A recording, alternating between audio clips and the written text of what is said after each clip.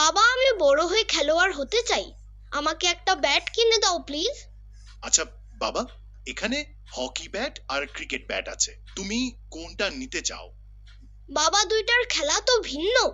আমাকে তুমি সে ব্যাটটাই কিনে দাও যেটা দিয়ে খেলে আমি ভালো টাকা উপার্জন করতে পারবো।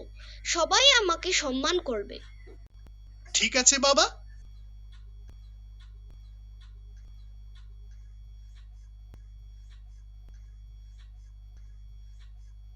বাবা, তুমি আমাকে হকি ব্যাট কিনে দিলে কেন? এই খেলা তো কেউ দেখেই না বাংলাদেশে, আর টাকা তো অনেক দূরের বিষয়। হা হা বাবা, এই ব্যাট দিয়ে তো মাঠে না, রাস্তায় খেলতে হয়। এই মূর্খের দেশে এই খেলায় ভালো করতে পারলে তোমার টাকার অভাব হবে না, আর সে টাকা দিয়ে তুমি নেতা হয়ে যাবা। তখন দেখবা সকল খেলোয়াড় থেকে শুরু করে পড়াশোনা করা লোকেরা সবাই তোমার পা চাটার জন্য লাইন ধরবে।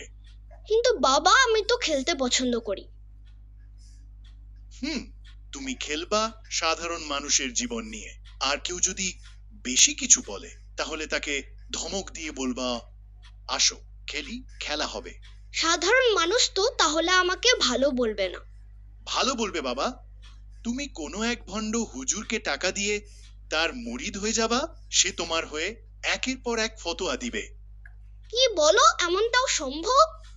হা হা, সম্ভব বাবা, যতক্ষণ না পর্যন্ত এই বলদের দেশ সংস্কার না হয়। যখন মনে হবে সামনে বিপদ, চেতনা চেতনা করতে থাকবে, সব বিপদ কেটে যাবে, নিশ্চিন্তে সকল অপকর্ম করতে পারবে। হি হি। আচ্ছা বাবা, আমি এখন থেকে একজন আদর্শ রাস্তার ছেলে হবার সব ধরনের চেষ্টা করব। ভুল করেও আর পড়াশোনা করব না।